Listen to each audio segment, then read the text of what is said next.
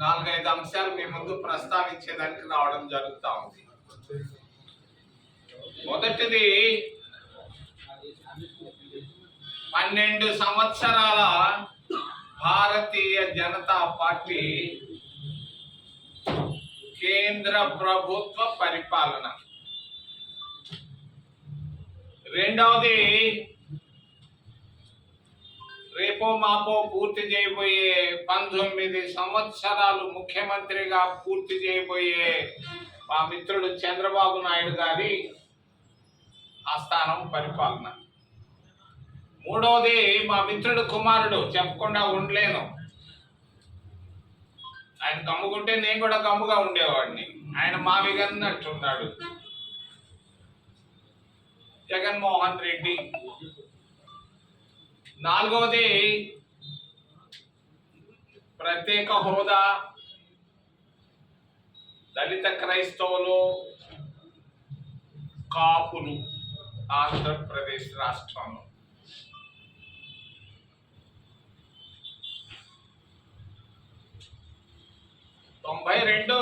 December 6వ తారీఖున బాబ్రీ మసీదును పడగొట్టి అయోధ్య రామాలయాన్ని కట్టడం జరిగింది. మనందరం ఆహ్వానించాం. తిరుపతి వెంకటేశ్వర స్వామి లాగా అయోధ్యలో రామాలయం రావడం చాలా సంతోషం. దేశ ప్రజలకే కాదు, ప్రపంచంలో ఉన్న ప్రతి హిందూ ఇష్టపడ్డాడు. మరి అయోధ్య పేరు మీద, రాముడు పేరు మీద, దేవుడు రాముడు పేరు మీద వేల కోట్ల రూపాయలు కలెక్ట్ చేయడం జరిగింది. ప్రతి ఊరికి వచ్చారు, ప్రతి ఇంటికి వచ్చారు, ప్రతి కోటీశ్వరుడు దగ్గర వేల కోట్ల రూపాయలు తీసుకున్నారు. మరి భారతీయ జనతా పార్టీ సోదరులు, మిత్రులు. మరి ఉత్తరప్రదేశ్ రాష్ట్రం అంతా ఘోషిస్తా ఉంది. ఈరోజు ములాయం సింగ్ కొడుకు కూడా నిన్న మాట్లాడారు. వేల కోట్ల రూపాయల అవినీతి జరిగింది రామాలయం పేరు మీద. నేను పాపం ఆస్ట్రేలియాలో ఉన్నట్టున్నాడు, మెల్బోర్న్ లో. ప్రధానమంత్రి గారు, వారిని నేను డిమాండ్ చేస్తున్నాను, మరి ఈ విశాఖపట్నం ప్రెస్ క్లబ్ నుంచి వెంటనే ఈ రామాలయ నిధుల పైన సిబిఐ విచారణ వేయాలి, వేసి తీరాలి. ఆ సిబిఐ విచారణ కూడా సుప్రీంకోర్టు నేతృత్వంలో పర్యవేక్షణలో జరగాలని నేను డిమాండ్ చేస్తున్నాను. రెండవ విషయం, చిన్న బిడ్డలు, ఎక్కడైనా ఒక బిడ్డ చచ్చిపోతే మనం ఎంతో బాధపడతాం, కన్నీటితో దిగులు పడతాం. బిడ్డ చనిపోయారని. మరి ఇజ్రాయెల్ దగ్గర పాలస్తీనాలో గాజా అనే ప్రాంతంలో 20,000 మంది చిన్న చిన్న బిడ్డలు చంపడం జరిగింది అమెరికా, ఇజ్రాయెల్ సేనలు. ఇది దారుణం. ప్రపంచ చరిత్రలో 20,000 మంది చిన్న బిడ్డలు చనిపోవడం అనేది చాలా దారుణమైనటువంటి విషయం. మరి భారతదేశ విదేశాంగ శాఖ కానీ, మరి విదేశాంగ శాఖ అధినేతలు కానీ, మరి భారత ప్రధానమంత్రి మోడీ గారు ఒక్క మాట కూడా మాట్లాడకపోవడం గర్హనీయం. మనకు ఉన్నటువంటి గొప్ప విదేశాంగ విధానం గత 75 సంవత్సరాల్లో నెహ్రూ, ఇందిరాగాంధీలు, మన్మోహన్ సింగ్, పివి నరసింహారావు లాంటి ప్రధానమంత్రులు భారతదేశాన్ని ఒక ఉన్నత స్థానానికి తీసుకెళ్లారు. ఈరోజు మరి పరిస్థితి బాగా లేదు. అందరూ నవ్వుకుంటున్నారు. ఎందుకు ప్రధానమంత్రి గారు 20,000 మంది చిన్న చిన్న బిడ్డలు చనిపోతే నోరెత్తకుండా ఉన్నారు. ఎందుకు? యుద్ధం మొదలయ్యే 2 రోజుల ముందు బెంజమిన్ నెతన్యాహు దగ్గరికి ఎందుకు వెళ్ళారు? ఏమి ముచ్చట్లాడారు?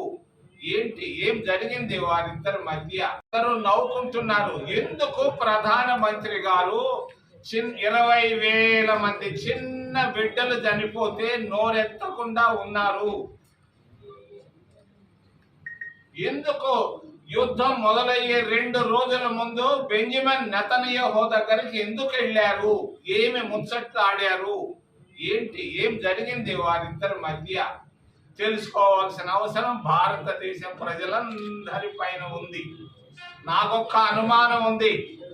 భారతదేశ విదేశాంగ శాఖ మాట్లాడకపోవడానికి కారణం అమెరికా ఇజ్రాయెల్ పైన వ్యతిరేకంగా ఒక కామెంట్ కూడా చేయలేకపోవడానికి కారణం ప్రధానమంత్రి గారి మిత్రుడు, ప్రియమిత్రుడు అదానీ గారు ఉన్నారని నా అనుమానం.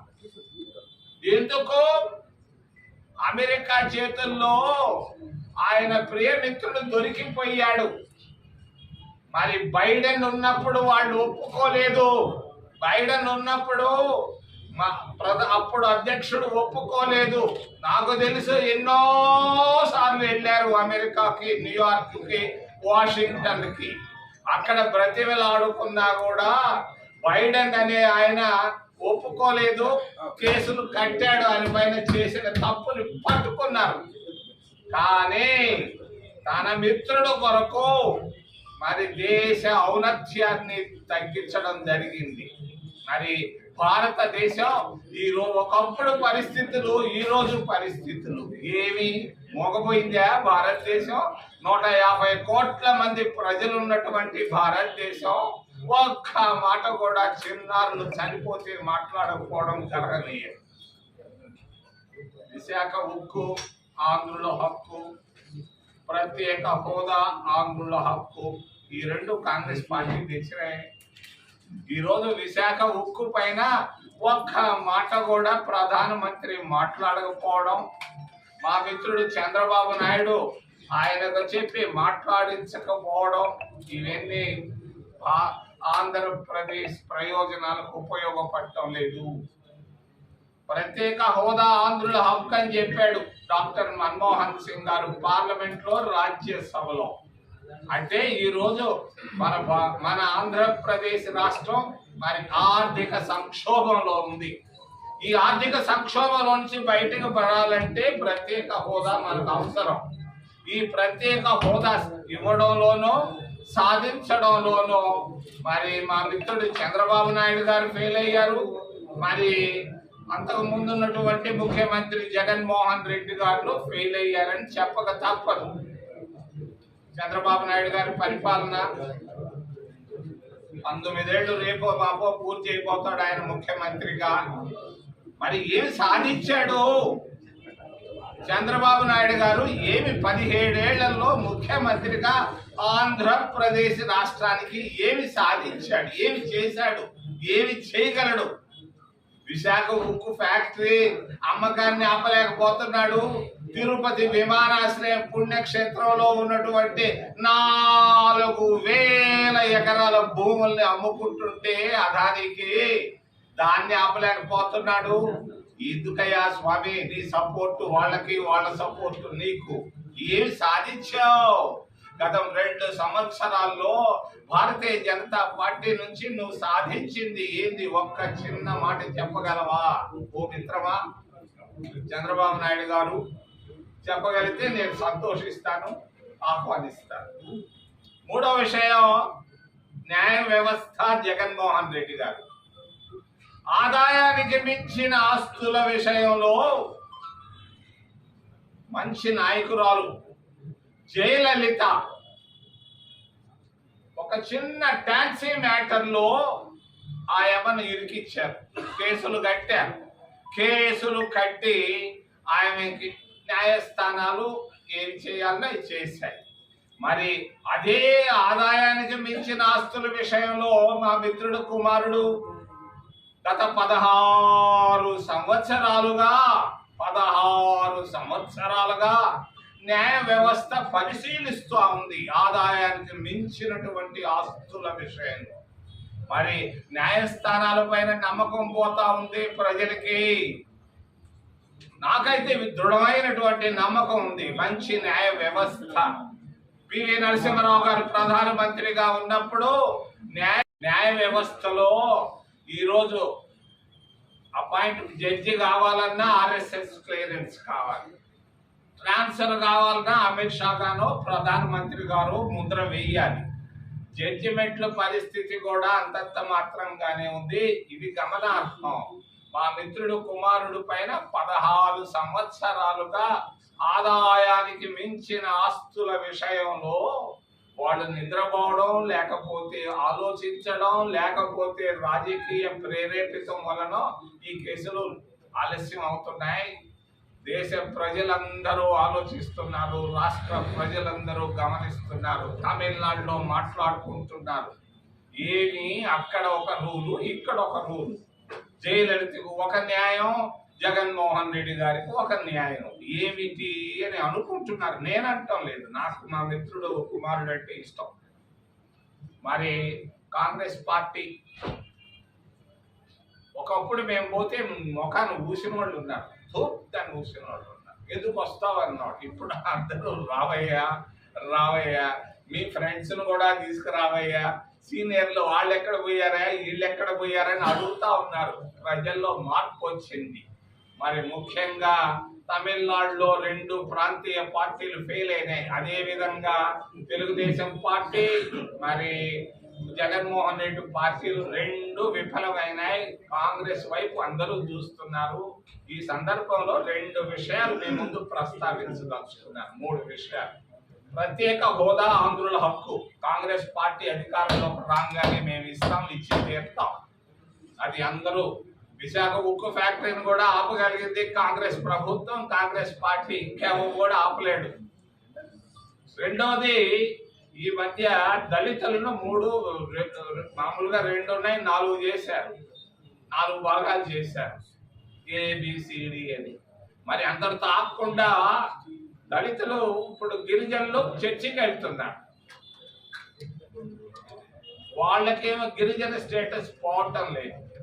దళితులు మాత్రం చర్చికి వెళితే ఆ SC స్టేటస్ పోతా ఉందని సుప్రీంకోర్టు ఆదేశాలు ఇచ్చింది. మరి నేను ఒక్కటి చెప్పదలుచుకున్నాను దళిత క్రైస్తవులందరికీ. మీరు వేరే కాంగ్రెస్ వదిలిపెట్టి వెళ్ళారు, మీరు అందుకే కష్టాలు వచ్చి ఉన్నాయి మీకు. మా దగ్గరకు రండి, కాంగ్రెస్ కు రండి మీరంతా.